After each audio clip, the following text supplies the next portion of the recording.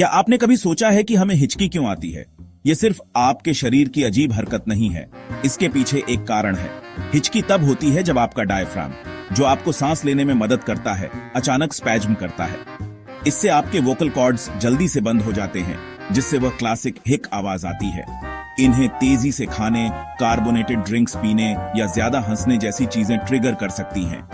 हिचकी को रोकने के लिए अपनी सांस रोकने की कोशिश करें, धीरे धीरे पानी पिएं या एक चम्मच चीनी निगले।